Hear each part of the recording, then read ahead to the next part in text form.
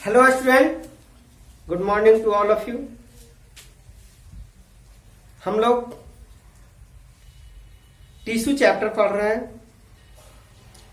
अगले वीडियो में हम लोगों ने मेरिस्टेमेटिक टिश्यू यानी विभाज्योत्की ऊतक के बारे में पढ़ा।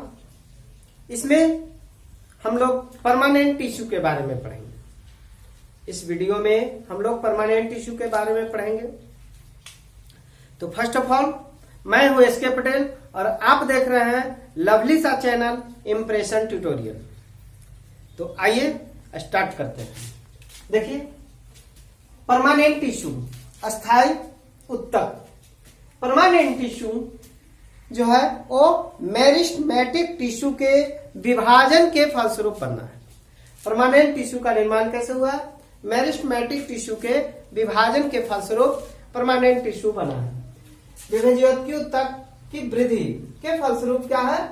परमानेंट टिश्यू, यानी विभाजन करके वृद्धि कर लिया और तब जाकर के परमानेंट टिश्यू का निर्माण हुआ है।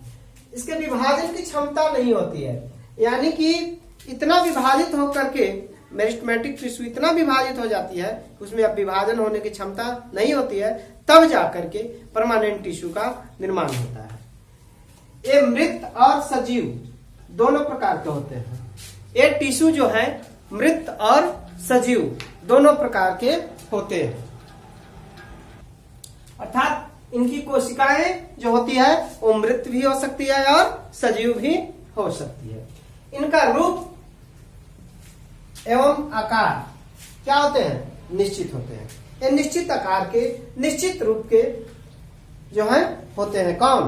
Permanent tissue. इनकी कोशिका भित्ति मोटी भी हो सकती है और पतली भी हो सकती है। कोशिका भित्ति इनकी मोटी भी हो सकती है और पतली भी हो सकती है। इनमें बड़ा सा रसधानी, यानी इनके कोशिका द्रव में एक रसधानी, बड़ा सा रसधानी उपस्थित होता है। संरचना के आधार पर अस्थायी ऊतक यानी परमानेंट टिश्यू को दो प्रकार यानी दो वर्गों में बांटा गया है। ये दो प्रकार के होते हैं संरचना के आधार पर। एक को कहते हैं सरल अस्थायी ऊतक और दूसरे को कहते हैं जटिल अस्थायी ऊतक, है ना। यानी सिंपल परमानेंट टिश्यू और कॉम्प्लेक्स परमानेंट टिश्यू। संरचना on the basis of structure permanent tissue are two types. दो तरह के होते हैं। फर्स्ट को कहते हैं सिंपल परमानेंट टिश्यू और सेकंड को कहते हैं कॉम्प्लेक्स परमानेंट टिश्यू।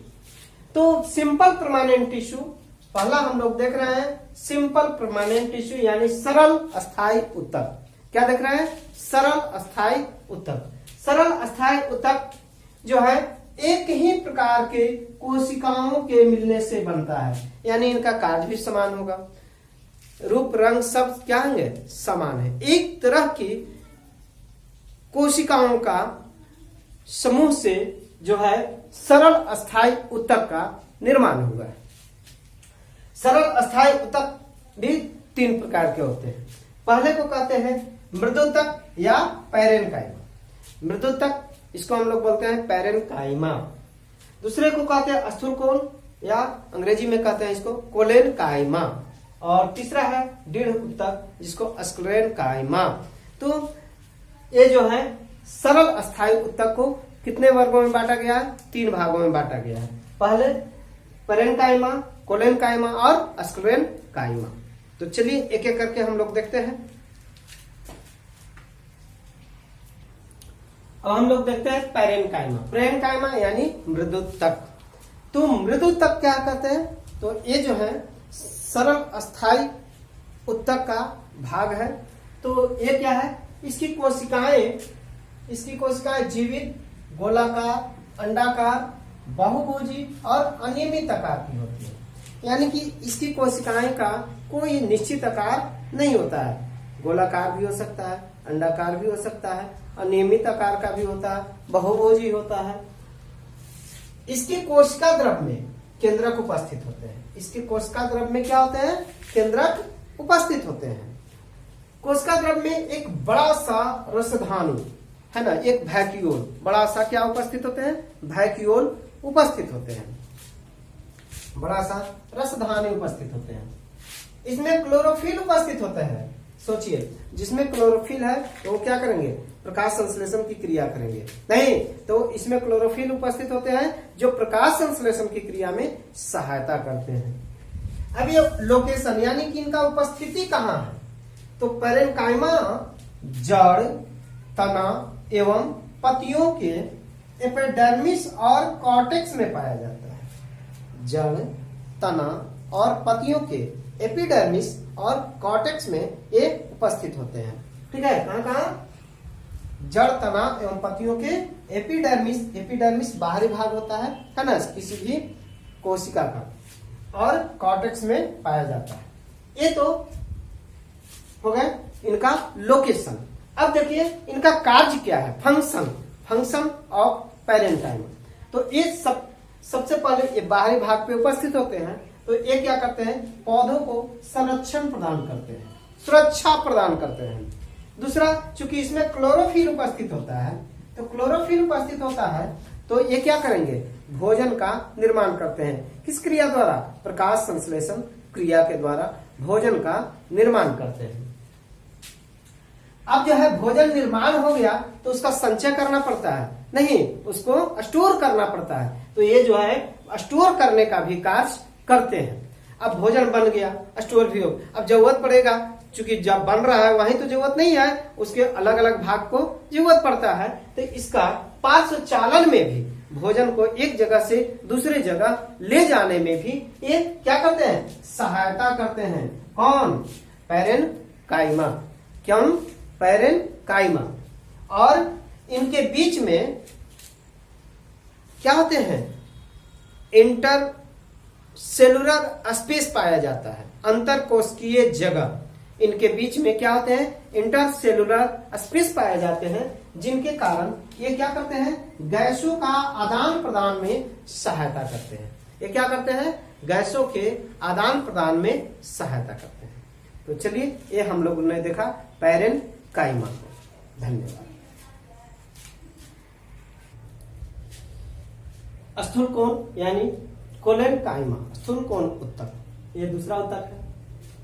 तो इसकी कोशिकाएं जो है कैसी होती है, लंबी होती है, अंडाकार होती है एवं बहुभुजी होती है। लंबी होती है, अंडाकार होती है और बहुभुजी होती है। एक कोशिका जीवित होती है, इनकी कोशिका क्या होती है, जीवित होती है, तथा इसकी कोशिका द्रव्य में केंद्रक और रसधानी उपस्थित होते हैं। ये कोशिका जीवित होती है, तो कोशिका जब जीवित है तो उसमें कोशिका द्रव्य उपस्थित होगा, और कोशिका द्रव्य में केंद्रक और रसधानी उपस्थित होते हैं। इसमें क्लोरोफिल उपस्थित होते हैं। भाई मेरे, क्लोरोफिल उपस्थित होते हैं यानी कि जरूर यहाँ फोटोसिंथेसिस की क्रिया होती है।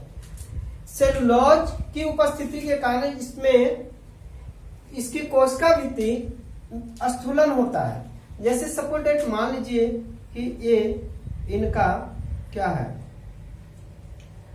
कोशिका है, सपोज डेट इसमें जो है स्थूलन पाया जाता है, थोड़ा हल्का सा, है ना, इसको हम लोग स्थूलन कहते हैं। ये क्या पाया जाता है, स्थूलन पाया जाता है। ये हो गया कोशिका द्रव्य। इसमें जो है क्या पाए जाते हैं, रिक्तिका पाए जाते हैं और केंद्रक पाए जाते हैं।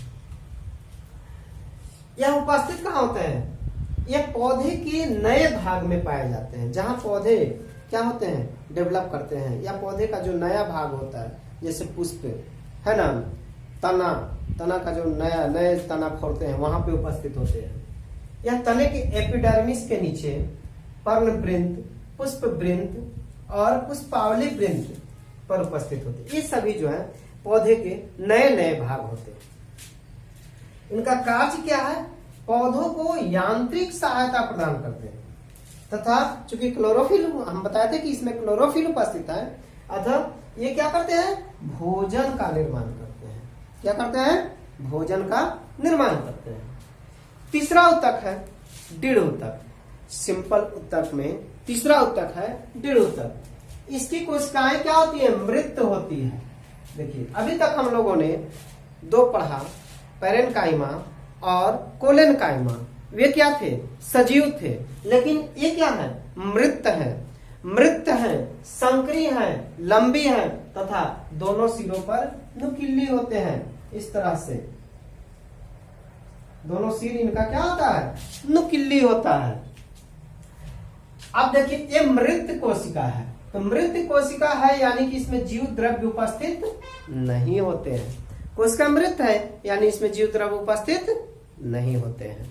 ठीक है, अब इसमें क्या पाया जाता है, लिग्निन उपस्थित होता है, जिसके कारण इसकी कोशिकाएं क्या होती हैं, मोटी होती हैं, है ना। लिग्निन एक रासायनिक पदार्थ है जो क्या होता है, सीमेंट की तरह कठोर होते हैं और पौधों को काफी क्या होते हैं, इनकी कोशिकाओं का होते हैं, मजबूत बना देते हैं, जिसके कारण ये पौधे को यांत्रिक सहायता।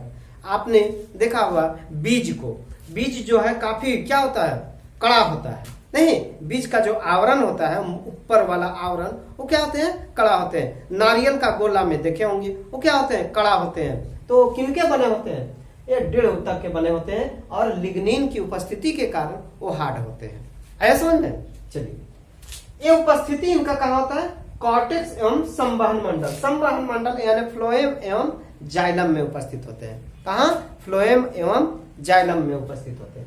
इनका फंक्शन, कार्य क्या है, तो पौधों को यांत्रिक शक्ति प्रदान करते हैं। दूसरा, चूंकि ये कड़ा होते हैं इसलिए क्या करते हैं, रक्षा करते हैं, पक्ष ये जो है रक्षात्मक ऊतक के रूप में कार्य करते हैं। सामर्थ्य, दृढ़ता और लचीलापन भी प्रदान करते हैं। तो आज हम लोगों ने सिंपल परमानेंट टिश्यू पढ़ा। वीडियो को अंत तक देखें और अपने दोस्तों को शेयर करें। धन्यवाद।